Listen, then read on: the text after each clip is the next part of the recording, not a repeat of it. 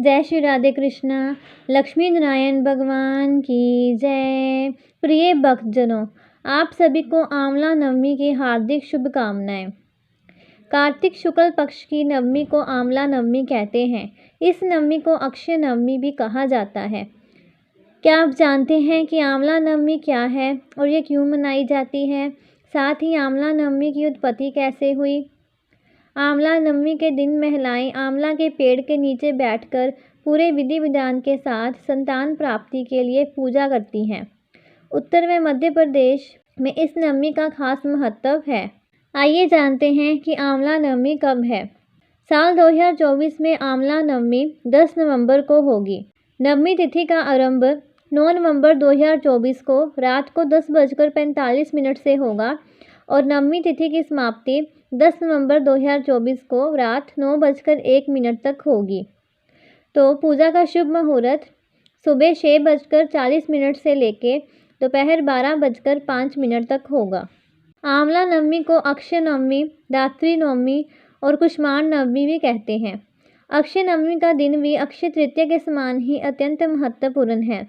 अक्षय तृतीया त्रेता युगादि है एवं अक्षय नवमी सत्य युगादि है।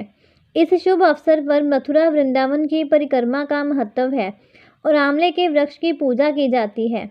यही त्यौहार पश्चिम बंगाल में जगतदात्री पूजा के रूप में मनाया जाता है। पौराणिक मान्यता के अनुसार कार्तिक शुक्ल पक्ष की नवमी यानी आंवला नवमी से लेकर कार्तिक पूर्णिमा तक भगवान विष्णु आंवले के वृक्ष पर निवास करते हैं। ऐसी मान्यता है कि इस दिन की गई पूजा अर्चना और दान का अक्षय फल मिलता है, इसलिए इसे अक्षय नवमी भी कहते हैं। आंवला नवमी के दिन ही श्री कृष्ण कंस के आमंत्रण पर वृंदावन छोड़कर मथुरा की ओर प्रस्थान किया था। कहा जाता है कि लक्ष्मी माँ ने आंवले के वृक्ष को विष्णु और शिव का प्रतीक मानकर उसकी पूजा की। उनकी पूजा से प्रसन्न होकर विष्णु और शिव भगवान प्रकट हुए। धार्मिक मान्यता के अनुसार आंवला नवमी के दिन ही द्वापर युग का प्रारंभ हुआ था। इस दिन किया गया कोई भी शुभ कार्य अक्षय फल देता है, अर्थात उसके शुभ फल में कभी कमी नहीं आती। इस दिन आंवले के वृक्ष में भगवान श्री हरि विष्णु तथा भगवान शिव जी का वास होता है। आइए जानते हैं कि आंवले की उत्पत्ति कैसे हुई।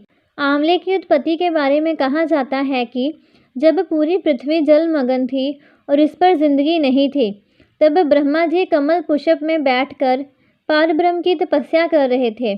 वे अपनी कठिन तपस्या में लीन थे। तपस्या करते करते ब्रह्मा जी की आंखों से प्रेम के अनुराग के आंसू टपकने लगे। कहते हैं कि इन आंसुओं से आंवले का पेड़ उत्पन्न हुआ, जिससे इस चमत्कारी औषधीय फल की प्राप्ति हुई। इस तरह आंवला वृक्ष सृष्टि में आया और ये एक लाभकारी फल है। एक अन्य कथा के अनुसार समुद्र मंथन के समय अमृत कलश से पृथ्वी पर अमृत की बूंदें गिरने से आंवले की उत्पत्ति हुई और शिव के विषपान करते हुए जो बूंदें पृथ्वी पर गिरी उससे बांग धतूरे की उत्पत्ति हुई। आइए सुनते हैं आंवला नवमी की कथाएं। एक बार देवी लक्ष्मी पृथ्वी पर भ्रमण कर रही थी। उनकी इच्छा हुई कि कैसे भगवान विष्णु और शिव की एक साथ पूजा की जाए। तभी उन्हें ध्यान आया कि विष्णु को तुलसी प्रिय है और शिव को बेल। इन दोनों के गुण एक साथ आंवले में हैं। लक्ष्मी माँ ने आंवले के वृक्ष को विष्णु और शिव का प्रतीक मानकर उसकी पूजा की। उनकी पूजा से प्रसन्न होकर विष्णु और शिव प्रकट हुए। माता लक्ष्मी ने आंवले के पेड़ के नीचे उन्हें भोजन कराया और उसके बाद स्वयं भोजन को प्रसाद रूप में ग्रहण किया। उस दिन से ही ये तिथि आंवला नवमी के नाम से प्रसिद्ध हुई। ऐसी मान्यता है कि इस दिन आंवले के पेड़ की पूजा, आंवले से स्नान, आंवले को खाने और आंवले के दान करने से अक्षय पुण्य मिलता है। आइए सुनते हैं कार्तिक मास से संबंधित एक राजा की कथा। एक राजा था। उसका प्रण था कि वह हर रोज 1.25 मन आंवला दान करके ही खाना खाता था। इससे उसका नाम आंवले राजा पड़ गया। एक दिन उसके बेटे बहू ने सोचा कि राजा इतने सारे आंवले रोजाना दान करते हैं, इस प्रकार तो एक दिन सारा खजाना खाली हो जाएगा। इसलिए बेटे ने राजा से कहा कि उसे इस तरह दान करना बंद कर देना चाहिए। बेटे की बात सुनकर राजा को बहुत दुख हुआ और राजा रानी महल छोड़कर बियाबान जंगल में जाकर बैठ गए। राजा रानी आंवला दान नहीं कर पाए और प्रण के कारण कुछ खाया नहीं। जब भूखे प्यासे 7 दिन हो गए तब भगवान ने सोचा कि यदि मैंने इसका प्रण नहीं रखा और इसका सत्य नहीं रखा तो विश्वास चला जाएगा। इसलिए भगवान ने जंगल में ही महल, राज्य और बाग बगीचे सब बना दिए और ढेरों आंवले के पेड़ लगा दिए। सुबह राजा रानी उठे तो देखा कि जंगल में उनके राज्य से भी दुगना राज्य बसा हुआ है। राजा रानी से कहने लगे, रानी देख कहते हैं, सत मत छोड़े सूरमा सत छोड़िया पत जाए, सत की छोड़ी लक्ष्मी फेर मिलेगी आए। आओ नहा धोकर आंवले दान करें और भोजन करें। राजा रानी ने आंवले दान करके खाना खाया और खुशी खुशी जंगल में रहने लगे। उधर आंवले देवता का अपमान करने व माता पिता से बुरा व्यवहार करने के कारण बहू बेटे के बुरे दिन आ गए। राज्य दुश्मनों ने छीन लिया, दाने दाने के मोहताज हो गए और काम ढूंढते हुए अपने पिताजी के राज्य में आ पहुँचे। उनके हालात इतने बिगड़े हुए थे कि पिता ने उन्हें बिना पहचाने हुए काम पर रख लिया। बेटे बहू सोच भी नहीं सकते कि उनके माता पिता इतने बड़े राज्य के मालिक भी हो सकते हैं, सो उन्होंने भी अपने माता पिता को नहीं पहचाना। एक दिन बहू ने सास के बाल गूंथते समय उनकी पीठ पर मस्सा देखा। उसे ये सोचकर रोना आने लगा कि ऐसा मस्सा मेरी सास के भी था। हमने ये सोचकर उन्हें आंवले दान करने से रोका था कि हमारा धन नष्ट हो जाएगा। आज वे लोग ना जाने कहाँ होंगे।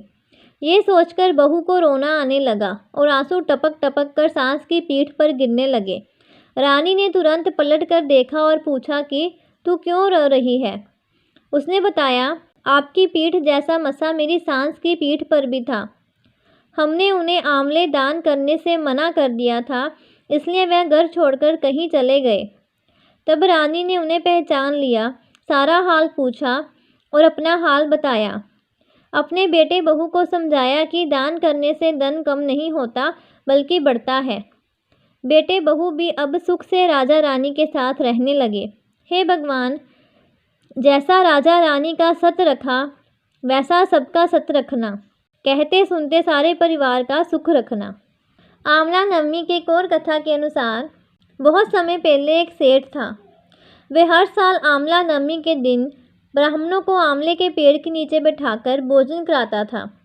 इसके साथ ही सोना चांदी आदि भेंट में देता था। लेकिन ये सब चीज़ें सेठ के बेटों को बिल्कुल भी अच्छी नहीं लगती थी।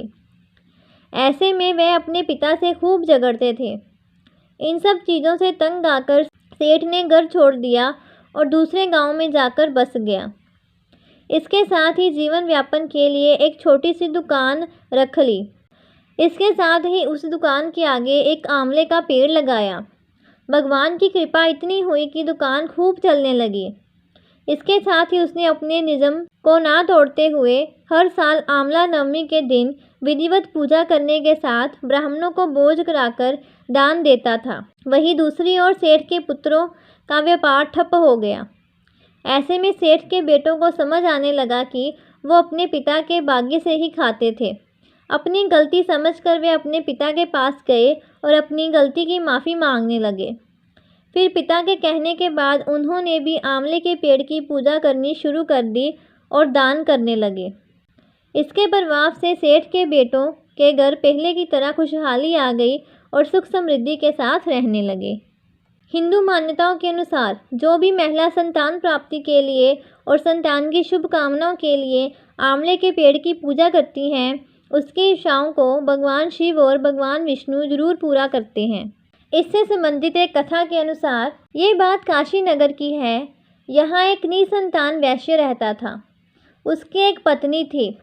यह दंपति संतान की प्राप्ति के लिए अनेकों प्रयास कर चुके थे, लेकिन उन्हें कोई खुशखबरी नहीं मिल रही थी। एक दिन वैश्य की पड़ोसन ने उसकी बीवी को एक उपाय बताया। उसकी पड़ोसन ने कहा कि एक बालक की बलि भैरव के नाम से चढ़ा दो तो तुम्हें पुत्र प्राप्ति होगी। वैश्य की पत्नी ने जब ये बात अपने पति को बताई तो उसने इस बात को सीधा नकार दिया।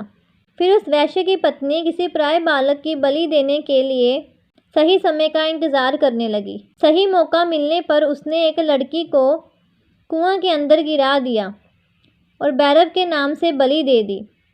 उसने धर्म की जगह अधर्म किया, इसलिए उसके पूरे बदन में कोढ़ हो गया। जब यह बात वैश्य को पता चली तो उसने बोला, गोवध, ब्राह्मण वध और बाल वध करना अधर्म है। इस कष्ट से छुटकारा पाने के लिए गंगा की शरण में जाना उचित होगा। अपने पति की बात मानकर वह गंगा माँ की शरण में गई। गंगा मैया ने फिर वैश्य की पत्नी को कार्तिक शुक्ल पक्ष की नवमी तिथि के दिन आंवले के पेड़ का पूजन और आंवले का सेवन करने के लिए कहा। वैश्य की पत्नी ने ठीक वैसा ही किया और वह इस कष्ट से मुक्त हो गई। ये व्रत और पूजा करके उसे कुछ दिनों बाद संतान की प्राप्ति हुई। तब से लेकर अब तक लोग इस परंपरा को मनाते हैं और विधि के अनुसार व्रत को पूरा करते हैं। कहा जाता है कि इसी दिन आदि शंकराचार्य को एक निर्धन स्त्री ने भिक्षा में सूखा आंवला दिया था। उस निर्धन स्त्री की गरीबी से द्रवित होकर शंकराचार्य ने माँ लक्ष्मी की मंत्रों द्वारा स्तुति की, जो कनकधारा स्तोत्र के रूप में जानी जाती है। उस निर्धन स्त्री के भाग्य में धन ना होते हुए भी शंकराचार्य की विनती पर माँ लक्ष्मी ने उसके घर सोने के आंवलों की वर्षा करके उसकी दरिद्रता को दूर किया। इसी दिन भगवान विष्णु ने कुष्मांडा राक्षस का वध किया था। चरक संहिता में बताया गया है कि अक्षय नवमी को महर्षि च्यवन ने आंवला खाया था, जिससे उन्हें पुण्य जवानी अर्थात नव यौवन प्राप्त हुआ था। आप भी आज के दिन आंवले का उपाय करके नव यौवन प्राप्त कर सकते हैं। आंवले के पेड़ के नीचे भोजन करने की प्रथा का आरंभ देवी लक्ष्मी ने किया था। आंवले की पूजा अथवा उसके नीचे बैठकर भोजन खाना संभव ना हो तो आंवला ज़रूर खाएं। तो घर में सुख समृद्धि और कष्टों से मुक्ति पाने के लिए और संतान प्राप्ति के लिए हमें आंवला व्रत अवश्य करना चाहिए। आंवले के पेड़ के नीचे ब्राह्मणों को भोजन कराना चाहिए और आंवला अवश्य खाना चाहिए। ऐसी और जानकारी प्राप्त करने के लिए चैनल को सब्सक्राइब ज़रूर करें और वीडियो को ज़्यादा से ज़्यादा शेयर करें। जय श्री राधे कृष्णा, जय प्रभु श्री लक्ष्मी नारायण।